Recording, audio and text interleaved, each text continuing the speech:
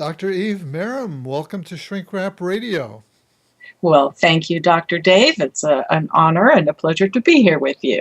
Well, I'm especially pleased to have you on the show because not only did you write a fascinating book titled Psychopathy Within, but you're also a Shrink Wrap Radio listener, at least sometimes. Yes, as much as possible. Yeah, so I really like that. And you've been a Jungian oriented psychotherapist for a number of years, Yes, and you're currently in the process of going the next step and becoming actually a Jungian analyst, an official correct. Jungian analyst. How did Right. you first become attracted to the Jungian universe in the first place? That was early on, quite a few decades ago, Hmm. I must say. And it was actually my father who features in this book, who he and his then wife gave me a copy of Man and His Symbols when I was in my 20s. And Wow. it impacted me deeply, and just continued to feel connected to Jung and his ideas and pursued studies and Y- on and on. Yeah, that was such an impactful book on me. I taught a course for many years titled Seminar in Myth, Dream, and Symbol, and Mhm. that was one of five required books that I made sure all these undergraduate students read. Right. Yeah, such a classic and such a great introduction to the world of Jungian thought. Sure. Now, even though Jungians talk about the shadow and deal with it in their work, you strike me as kind of a rare bird because you're really wading in it. You're a forensic psychologist, which we Correct. haven't mentioned yet. So Right. you're actually working with psychopaths. You're in the trenches with a criminal population, and you're doing assessments of psychopathy and the risk of harm to society and making recommendations to the court. Correct. Yeah, so that's an interesting turn of events for a Jungian. How did Well, all this come about?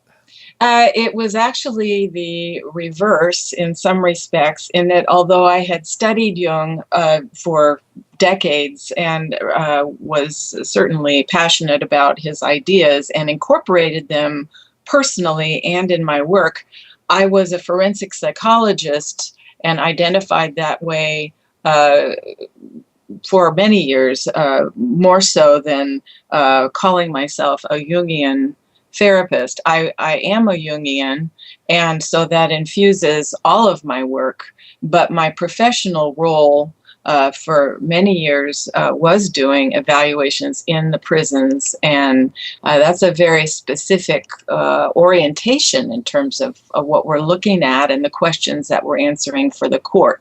Psychological, clinical, but also with a dimension that is fairly unique.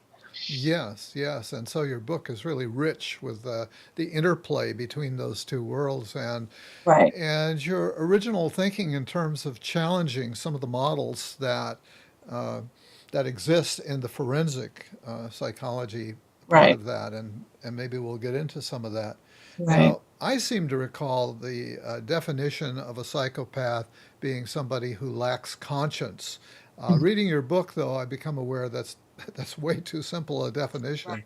because you've written, you know, a whole thick book in which you are essentially defining, Hmm. and refining the view of that. Right. Uh, for example, setting Jung aside for the moment, Hmm. you describe the official forensic approach as embodied in a tool called the Psychopathy Checklist Revised. Right. That's Robert Hare's tool. Hmm. Right.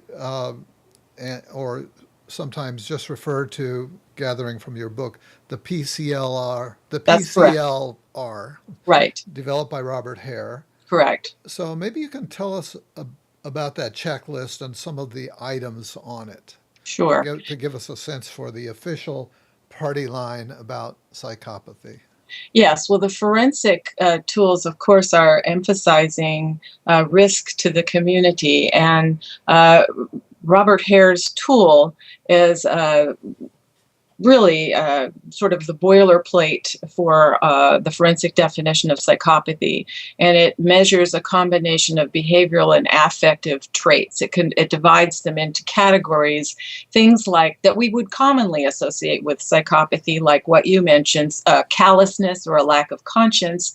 But because we're trying to measure it, we do it as from a forensic perspective in behavioral terms. So what does that look like? And then questions that you might be looking to answer on that tool would be things about the person and their functioning and their life that show whether they have certain traits that cause concern. We're looking at whether they have stability. We're looking at whether they're able to have intimacy in relationships, if they meet their responsibilities, if they have consistency in work and in their residence, and if they've had criminal problems, if they have drug or alcohol issues. And then there are all the affective traits. That's what was touted as being very important about the PCLR, is that it represented this interweaving of both the affective and the behavioral traits, rather than just looking at behavior. Is this guy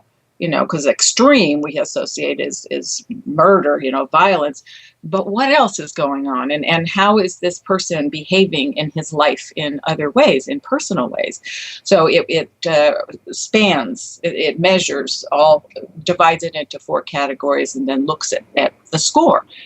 But as I wrote in the book, what we find in scoring is that the most extreme characters, who would be the ones we would most want to identify, the hillside strangler and, the horrible murders, they don't necessarily, in fact, don't, in the practice sessions that I had attended, they don't measure high. That was a real paradox, wasn't it? Yes, it is. Well, and it calls into question, what is it that we're measuring, and how useful is this tool? Yeah. And I think both of those things beg questioning, and that's what I was led to do. I mean, it wasn't, as most things Jungian, it wasn't chronological and planned out. It just sort of evolved. Yes, right. The unintended path. And as I wrote in the book, it was a combination of different factors that caused me to realize that there was a common theme that had to do with psychopathy, but also had to do with my life, because it was my father and his character after his passing. And I talk about the fact that I had relatives who referred to him as a psychopath for reasons that I go into in the book. He certainly wasn't a criminal. He had no violent characteristics. So what did that mean? And then here I am immersed in the forensic work and was very clear about what it was we were supposed to be measuring in terms of psychopathy. And then I did not invent this Jungian definition of psychopathy. It was Adolf Guggenbuhl Craig, with whom you may be familiar. He's a classic Jungian analyst, writer, philosopher, and many years ago, he wrote about the idea of psychopathy from a Jungian perspective. I had a quote, and I remember we talked about quotes, and of course he wrote, may I quote him? Yeah, please. Okay. Go ahead. This is on page 251 of the book. He said, as Guggenbuhl Craig wrote, an appreciation for psychopathy can help each of us to reduce the damage we do to our own psychopathic side. Finally, confronting and dealing with psychopathy gives us a fuller appreciation for what it means to be human. So this is a challenge to most of us, because we would, especially now in our polarized culture, we want very much to be able to go, okay, there they are. There are the psychopaths, not moi. And what this does is says, wait a minute, there's a gradated definition. Yeah, that's really one of the central points of your book, that it's not a simple us-them, and that we have a very natural human tendency to make that kind of split. Of course. Yeah, and so and what you call for is a much more nuanced kind of view. And In passing, we have to remark that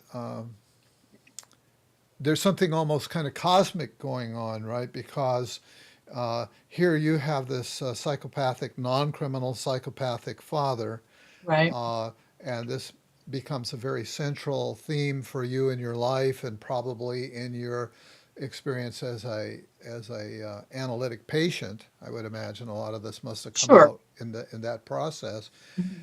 and then somewhat synchronistically, it's your husband is a forensic psychologist, Correct. totally by accident. And that this is the person you're drawn to. And it's through him that you then get into being a forensic uh, psychologist, and then write a book about psychopathy. So there's kind of a interesting Jungian Sure. predestination in all Well, of that.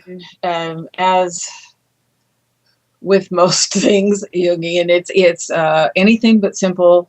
And even though I had not done forensic psychology prior to uh, meeting my husband, for many years before that, I have worked with child abuse and the dependency courts through social services. I have a lot of experience dealing with a pretty broad span of humanity, including forensic clients from a therapy perspective, and also the juvenile court. So I had a smattering of those kinds of experiences. I only began doing the evaluations when I entered the field of specifically of Yeah. forensic psychology. Well, again, that just reinforces my sense that your whole life was sort of channeled in this direction. And that was part of the base of experience that you needed Right. to move into what you've done. Right. You mentioned Robert Hare, Mm. and I actually tried to get him as a guest to talk about his book, Snakes and Suits, which Mm, so underscores the notion that there are degrees of psychopathy, and that they're not all criminal, that's and right. that there's a lot of psychopathy in the business world and in Hmm. the executive suite. For Right. some reason, that interview didn't happen. I forget whether the trouble was with him or his co-author. Hmm. Um, we should touch on. I wanted to ask you, what is the distinction between psychopath and sociopath? I know sometimes they're used interchangeably. Do you recognize any distinction between the two? Yes, I do. And there actually is a wonderful paragraph about that in the book, which, of course, I have no idea where it is. So I'll try to paraphrase. And basically, if you look at the root words there, that's the difference in a nutshell. So Mm-hmm. psychopathy has to do with problems with the psyche. So it's this vast realm of portent, and sociopathy really has to do with problems with society. Now, sociopathy, for that reason, would have a closer correlation with what we consider to be antisocial or criminal personality characteristics, right? Mm. Because that's problems with authority and with the law, and perhaps propensity to violence and that kind of thing, things that violate social norms and are largely attributable to, or we have been attributing that kind of problem to problems in early life and that kind of thing. Psychopathy is a more nebulous, broader Hmm. scope kind of a problem. And for that reason, we love interchanging these words, and it feels a little more comfortable to refer to someone as a sociopath than as a psychopath. I Uh, think simply because the psychopath is such a deep well, so you know. it's part of our collective denial. Then it sounds like, Sure, sure. to It kind of makes it more, soften it up a bit. yeah, something that we can get our hands, our brains around, and perhaps have some potential to control, you know. Did I So, just hear you say the word Trump? no, but No. maybe it Well, it was was in hanging my through mind. the back. Uh, Yeah, oh my. Well, Well, yes. I'll tell you why. I wasn't even going to ask about this distinction, but this morning I read in my New York Times app that uh, Trump's book, The Art of the Deal, was written by a ghostwriter. And the ghostwriter evidently has written a long expose tell-all, and in which he says that if he could retitle the book, it would be titled The Sociopath. That makes sense. I mean, I don't know. I suspect that, and of course, don't know Donald Trump. Yeah, me either. Me Well, either. no. And so our image of him is almost a symbol. It's a media creation, and so. But I think that character that we see when we look at the TV and listen to. It certainly represents characteristics not only of sociopathy but of psychopathy. There is,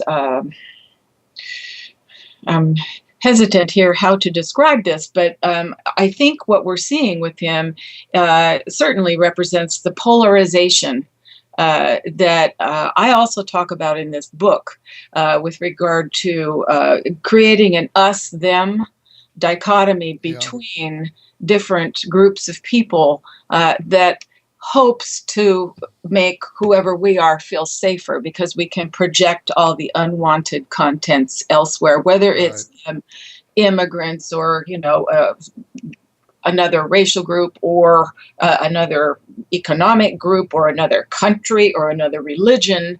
But it's that kind of thinking that we see represented in Donald Trump. Yeah, and I think that's probably one of the key themes in Jungian work is to fight that tendency Correct. to demonize others and to do those kinds of splits. And we're challenged to a topic that you talk about towards the end of the book quite a bit is the holding the tension of the opposites, rather than just foreclosing on it's A and not B. Right. And it's an uncomfortable attitude. It doesn't feel safe and like we're in control. It's quite the opposite. It's letting go of that and, realizing that there's perhaps a thin line. And we can do that in both extremes. We can become, all of us have the potential to think and feel in a polarized way. And it is a challenge and an uncomfortable one in order to question that, which is, basically, I think what we're talking about when we allude to the political situation, the cultural situation in our country right now, but also what I have been writing about. Yeah, you acknowledge certain strengths of the forensic psychology approach that you were telling us about, but there's also a part of you that recoils from it. So tell us about those two parts, if you will. Sure. Well, forensic psychology out of necessity, because we're dealing with the courtroom, and which is a very black and white kind of an environment, milieu, and we are emphasizing the safety of the community. That has to be at the forefront of our considerations when we operate from a forensic field. That is why tools like the PCLR are such a good fit, because we need research that supports our estimation of potential risk, and we need to be able to show that our findings have backing in terms of finite tools. There are times when we need that kind of very clear decision-making and judgment. We have projected our need to do that entirely onto this institution.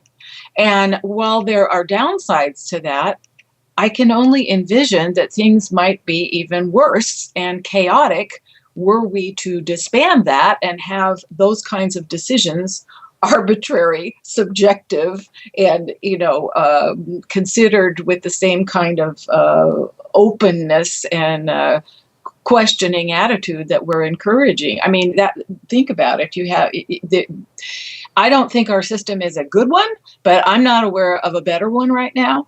And I think it needs a lot of work and it has a lot of problems, but, I do see the function that it serves. You're talking about the court system. The court system, the either or, us, them kind of judgment that takes place in those chambers.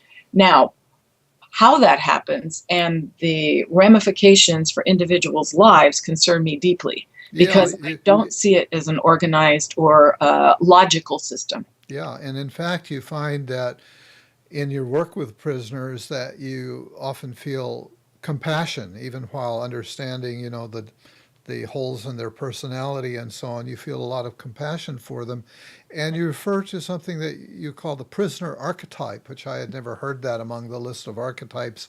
And I wonder, what does that, what do you mean by the prisoner archetype? Well,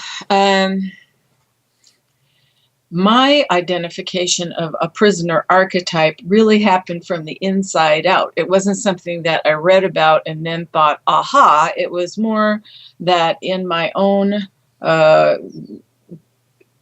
psychic evolution, in my analysis, in my development as a human being, I came to realize that I had a particular affinity with this population that I didn't really understand. I don't have any criminal background myself. I don't have any propensities in that direction. I don't have a history of violence or, problems, legal problems, that kind of thing. So what I have come to understand, and this is not my own private, idea, it's certainly written about, the idea of a prisoner archetype, is that sense of being an outsider, of being imprisoned and set aside, not belonging, judged, part of a population that doesn't belong. I guess that's the best, and that is being somehow punished. Yeah. And I believe that we all have, there's a place in us. It's a human characteristic. And like most archetypes, there are some that we individually identify with more than others. Mm-hmm. Archetypal, meaning larger than life. So it has an energy all its own. And there are aspects of my own personality that I recognize in that. And the way that I see it is the resonance that I've had with that population. Uh-huh. Okay, that's a great answer, and it certainly helps me to understand it. And I think it's something that many of us can identify with. Sure. Yeah. Sure. Yeah. One of the things that you point out, we touched upon this just briefly, but I want to underscore it, is that not all psychopaths are criminals. Correct. And probably not all criminals are psychopaths. Bingo. That's right. Okay. Yeah. Be convenient if we could line those up all the time. Yeah. So as I've said, you've developed a far more nuanced version of psychopathy than the official forensic version. Right. In large part, that's been influenced by the writing of, as you said, Jungian analyst Adolf Guggenbuhl-Craig. I never know how to say that. Yeah. And in a sense, your whole book is an exploration and development of your own more nuanced view. Can you take us through the highlights of your view of psychopathy now, if you can? I mean, in a way, it's your whole book, but kind of give us lay it out for us. Lay it out. Well, I suppose if I wanted one idea to stand out in terms of what's the take home of this, all this detail. I was amazed myself at how much detail was in that book. I really wasn't aware, but it took so many years and kept throwing things in there that it turned out that way. It actually is sort of an advanced Jungian primer.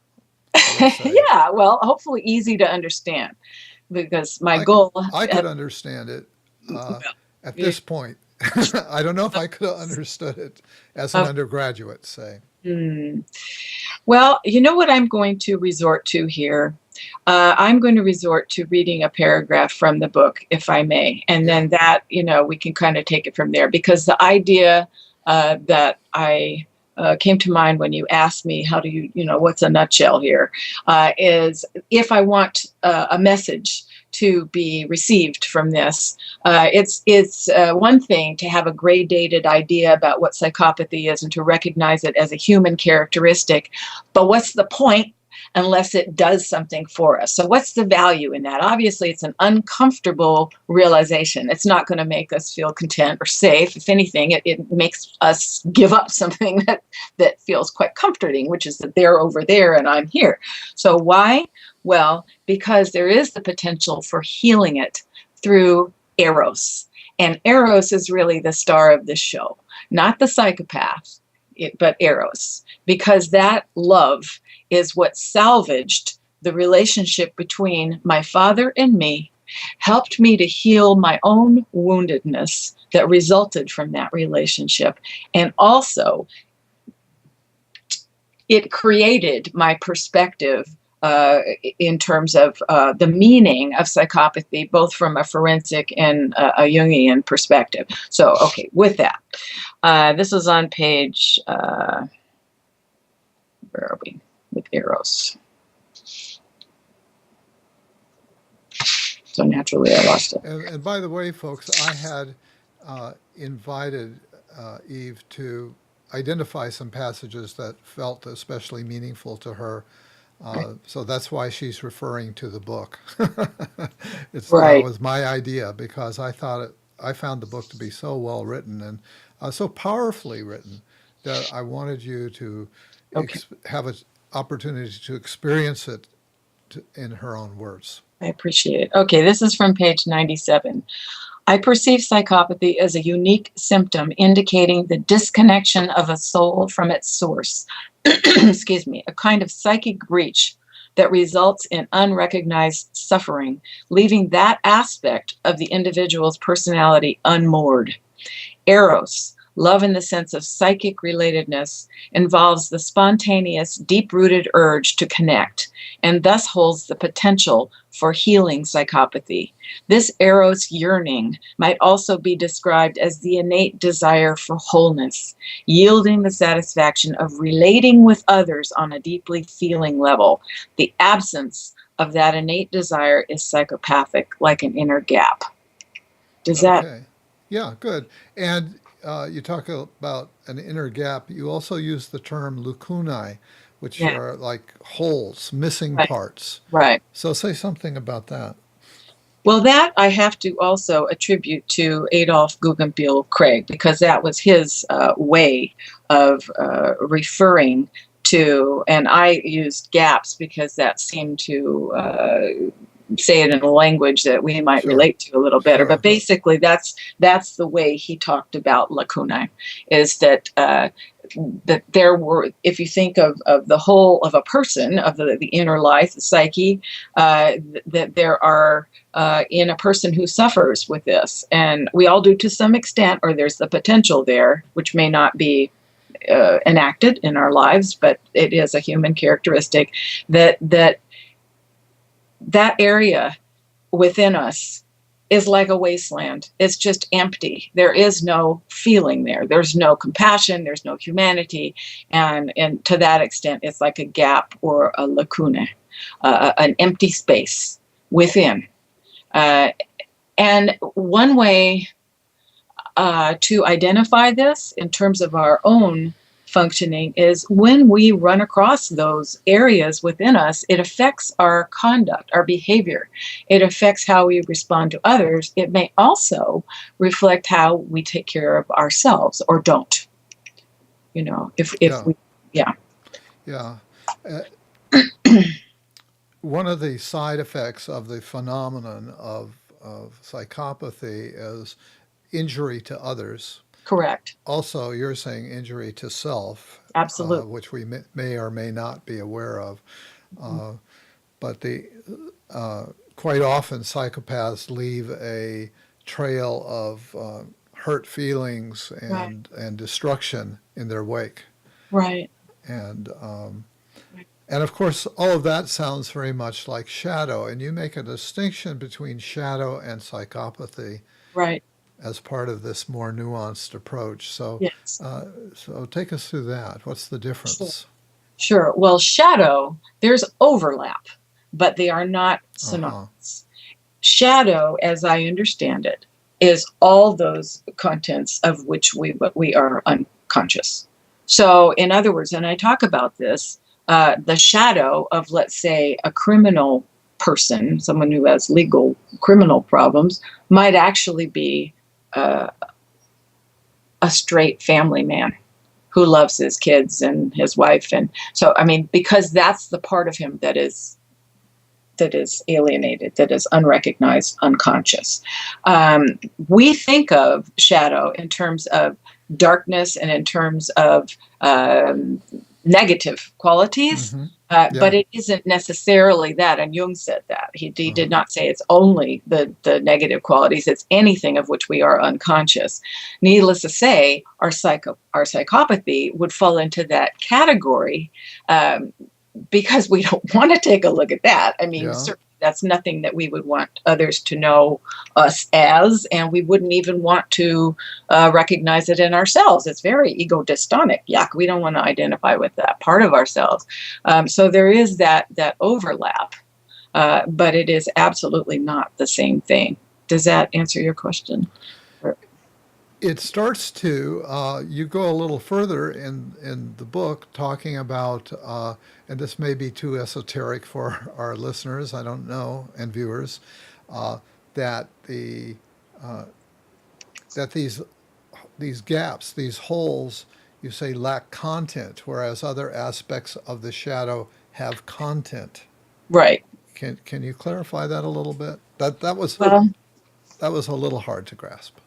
The best way I can clarify it is only with a thought that comes to mind as you're asking the question. And that goes back to the lacunae idea. If Eros, wherever Eros is, there is content, and there's feeling, there's relatedness. And it isn't just love in terms of other people, it's love in terms of creative projects and life itself. It's a passionate conviction about life and about our presence in it, and a feeling of relatedness. That's key to Eros. Well, if you think about our personalities and that piece of them, and then you take that away from a part of us, say we have a gap there. We have a place where we don't feel anything. We don't have any relation with the world or with other people. That's that emptiness. That's the gap that represents psychopathy. It's an absence of something. When we talk about psychopathy in criminal terms, we're often talking about something quite different. We're talking about actions. We're talking about perhaps content, evil content, someone who has malice, but that's an emotion. And this is a different way of talking about psychopathy. I feel a need to make clear that I'm not saying the other kind doesn't exist, and we need to continue to be extremely wary of that kind of evil. It's certainly, we cannot have that walking among us, and we do everything we can to get rid of it, and thus we should. This way of describing psychopathy is different from that in some important ways, including the nature and extent of harm to self or others, but also because it holds the potential for us to learn something about ourselves, to accept pieces of ourselves and others that may represent healing and wholeness. I don't know. I got off the train there, but I mean, did I answer your question? Sure. Okay. Yeah. Now you've mentioned your father, but we've not really gone into your father, Albert, yet, and he's the star of the book. Oh boy, love that. Not really. You say he would love that, yeah. Well, so, and it's all about your struggle to understand and come to terms with him, which was a major motivation for writing this book. Right. I get the sense that you're kind of working this issue through a lot in the very writing of the book. Right. So tell us about the good, the bad, and the ugly of Albert, if you will. He was a character. He was referred to as a sociopath or a psychopath by my stepmothers and some of I have 4 siblings, 2 half siblings and 2 adoptive half siblings by 2 different marriages. He was married 5 times. He charming man, capable of making connections to others, being absolutely engaging and delightful and intelligent and, attractive, and also capable of leaving his most intimate relationships at the drop of a dime without a backward glance. And he abandoned you when you were two He did. years of age. He did. My experience of him was largely one I created in my imagination from my mother's stories and from photographs. He left us when I was 2. My parents were both quite they were kind of bohemian intellectuals, and I write about that. And my mother was a true Artemis type. She was a very sort of strong, independent, not particularly effusive emotionally, and very warm and loving with me. But the stories she told me about him were all basically positive, that he was this really intelligent, which he was, charming, attractive man, and that they decided they didn't love each other anymore. And so they had left each other, which didn't quite give a full explanation, but that's what I grew up with. So there wasn't... there were no poison drips, about him from her, which there could have been given the circumstances. So he left when I was 2, and I think he visited once when I was 4, and that's the photos that are on the front of the book. And he wrote clever drawings of the alphabet and letters to me that my mother kept in a book that I have. A couple of those are represented in the book. Yeah, those are wonderful photos and all. Yeah, he's an architect and a jazz drummer, but he was an architect and very creative that way. And then he remarried. I won't go into too much detail, but I didn't see him for 14 years, from age 5 to 19. And then when I met him again, my mother had said to me, well, I think it's best if you meet him when you don't need anything from him, which was actually good advice. And so at that point, I did meet him, and there was a connection. I mean, we remained in a relationship for the rest of his life, and he just died in 2009, so 7 years ago. Yeah. So I loved my dad. It was not anything like a traditional father-daughter relationship. I always yearned for that, I suppose, in some way, and the writing itself was a healing process for me. It was a way to reflect about him, about the different sides of him, as I understood him not only from my own experience, but the descriptions of others and the way the world would view some of his behavior. But it also threaded it together with other aspects of my life. It allowed me to use my intellect in conjunction with my feelings in order to describe him and aspects of his personality in a way that could perhaps resonate with others. And I have had a few experiences like that where people will take a look at the book and say, oh, I have that, I have this part of that or whatever, which is my hope. Because I think, there's a lot of material in here. And I mean, like I said, I didn't plan that. It just sort of happened in my experience, like from the courtroom. And then I went to Kuznach, to the Jung Institute there. And so I was really impacted by that experience. And it's like visiting the mothership, people all over the world. You just have this commonality, and you're inspired, and it's so beautiful and international. But that I heard this lecture there on that was the mythological lectures by Luigi Zoya, and he allowed me graciously to refer to those in the book. And and I realized the similarity between the centaurs, and that as a symbol, this half man, half beast, and how it fit in with what I was thinking about regarding psychopathy. I mean, so there was that, and then, so I know that's all over the place. And there are some other stories from my life, from my clinical practice, but it's all brought together by this theme of Albert and his impact on my life. Yeah, yeah. So And I certainly resonated to your story. It's this talk about an archetype these days of the missing father, Sure. and so many people have had that experience. And I didn't know my biological father. My mother had had an affair with a married man who was Hmm. my biological father, who Hmm. was a very charismatic guy. Hmm. Now, he wasn't like a total psychopath or anything, but he had a family and he stuck Sure. with the family, but he had a wandering eye and so on. Hmm. Um, but so I think I was in about 30 years old when I finally, through a series of synchronicities that I won't go into here, but I have in previous podcasts, Uh-huh. um, got connected to him, found out he was living in the area near where I live. Uh-huh. And when I got that information, it was like this little 3-year-old place in me opened up of, oh, my daddy, Sure, sure. and that he was going to lift me up from all of my problems and issues and financial issues and so on. Yeah. And Huh. of course, it didn't turn out to be that. Hmm. And it was very hard to connect at an emotional level because we Sure. didn't have any kind of growing up experience Yeah. together. Yeah. So, Huh. so I have my own story, my own Yeah. relationship to that, but I could very much, uh, it helped me your book certainly reached me at that level.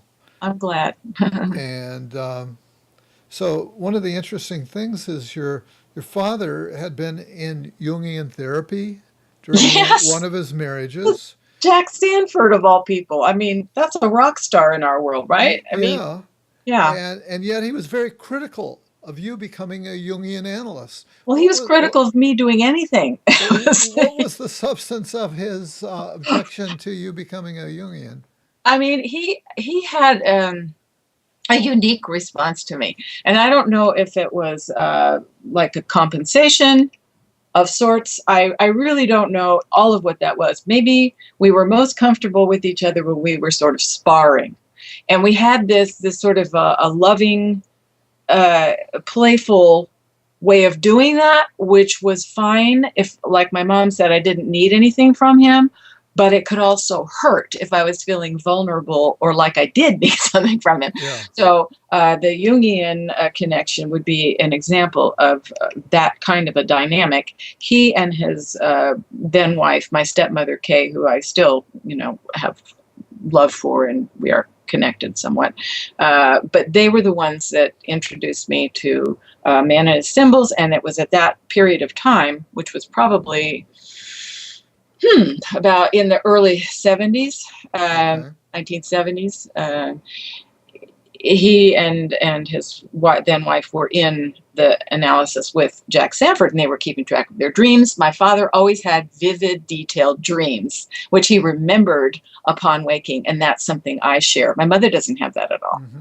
So yes, he was drawn into that and was quite interested for a while. My understanding is that after a period of time of their analysis, he decided he was done, and he basically participated because she said, "You either do this or the marriage is over." So okay, I'm motivated. So he went, but then she continued, and he stopped. It Uh, sounds like he got involved at sort of an intellectual level, right, but that it didn't really touch his heart.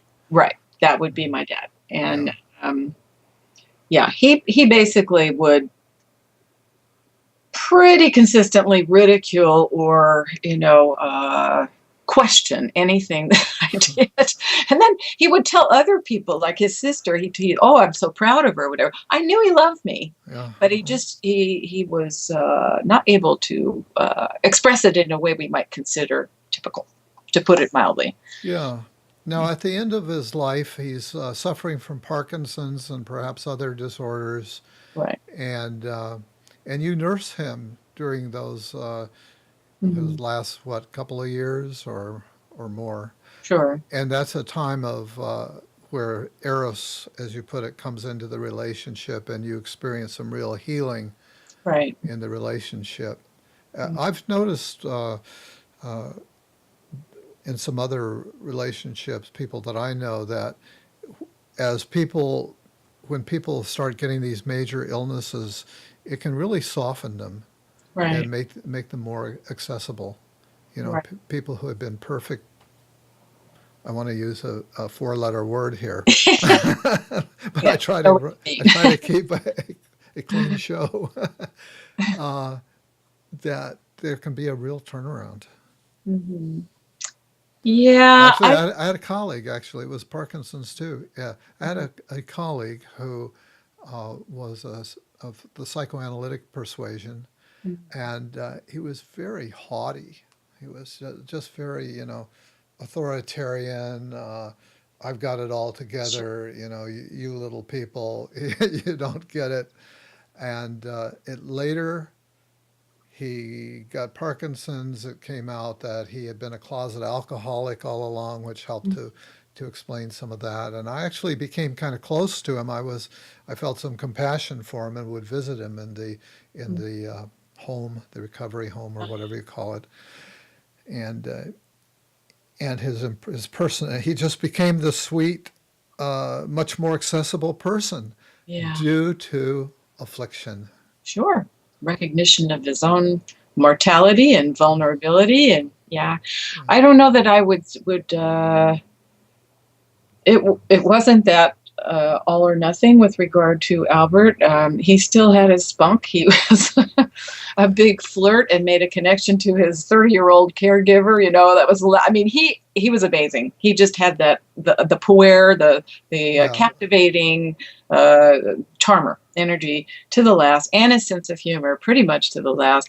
I have to give credit, or I want to give credit. I had sent out notification to all four of my half siblings when he first was diagnosed, which was a year and a half or so before he passed, just because I thought it was the right thing to do, even though at that point we were not in touch. And Amy, my adoptive half sister, whom he raised for 28 years together with her brother John. So he was capable of that. But she came around after not having seen him for quite a few years. And she helped to take care of him in San Diego for that initial period, which was very helpful to me because I'm in Orange County, which is some distance away. And I was working more than full time, and it would have been impossible. So she did do that.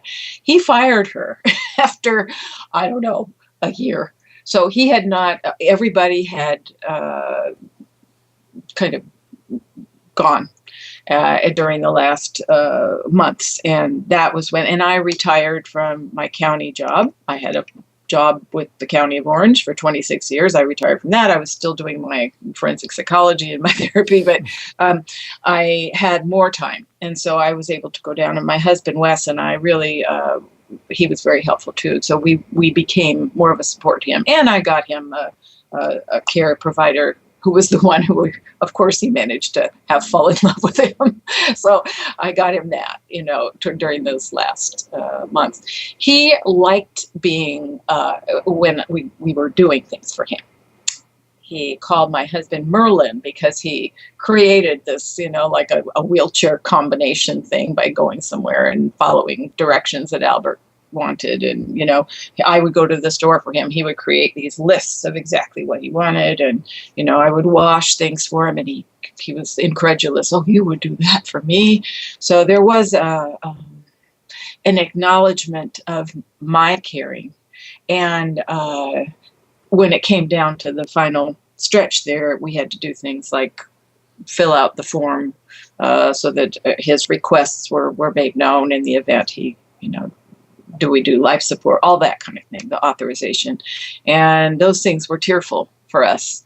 And I say us because it was the two of us, but he couldn't stay in that space for long. Mm-hmm. He would join me, I don't know, 30 seconds, 60 seconds. There'd be moments of intimacy. Yes. But yes, touching, because we realized where we were, and then he would have to snap out of it, so. Yeah. Let me take a step back from there. Yeah. I'm guessing that this very ambivalent relationship with your father might have created some real challenges in your subsequent romantic relationships in your life. Mm-hmm. Was that the case? It was, and I talk about that actually in the book. So I'm trying to think of a simplified way to put that. I suppose at some deeper level, I paired the kind of thoughtlessness that he had displayed in relationships with being charming and attractive, which was also his image for me. And so I found that, the classic way to describe that is like liking the bad boys, but it wasn't that simple. Mm-hmm. I suppose I put up with things in relationships that, the rest of me would be taken aback by, like, good Lord, why are you still dating this guy? And but I had this it was almost like I felt driven to prove that I could make a relationship work. That was obviously not a good idea for me. Mm-hmm. I think that was a way of reenacting, I can win my father. There was also, let's face it, I mean, he'd been through 5 marriages, and I thought, well, I can be the one, the relationship that will hang in there with him, by golly, if, no matter what he does, I'm the one, and we have more in common. We are, whatever. I mean, those messages to myself. And of course that would affect my relationships. Well, I have to congratulate you on your courage to lay all of that out for public inspection in your book. I don't know, is it courage or naivete? I tend in that direction myself, and I often wonder the same thing. The final chapter of the book is on the transformational potential of Yes. psychopathy. Now, this is a surprising idea. Yeah. And maybe it's a good place for us to end here. Sure. Tell us about this transformational potential, if you will. How can this be a good thing? May I read once again? You may. Okay, I'm going to resort to that. It's on page 272. Love, like psychopathy, has a gradated definition, and the presence of one aspect does not preclude the other, but love holds the potential to positively transform our inner emptiness with caring, meaning, and purpose. In symbolic terms, illuminating psychopathy within, those empty places in the soul where the light of love has yet to enter, may also invoke one's healing inner muse. The healing remedy for psychopathy within might appear in the form of creativity inspired by Eros. My dream of attaining the ideal, consistently loving and reliable father is forever broken. His death and dying brought me one of my darkest hours, but in the wake of grief and loss emerged these ensuing memoirs, myths, and musings about psychopathy, certainly his least appealing but ultimately most challenging character quality. My amplified awareness of the opposites in Albert's character and in our relationship produced no finite resolution. Holding the tension of these opposites ultimately led me to a deep unveiling I recognized as the transcendent function at work within me. That experience inspired me to question the meaning of psychopathy in ways I had never contemplated and to consider the potential for healing it through Eros. Okay, well, that's a great wrap up. So I think with that, Dr. Eve Maram, I really want to thank you for being my guest today on Shrink Wrap Radio. Oh, it is fully my pleasure. Thank you so much, Dr. Dave, for the opportunity. Okay.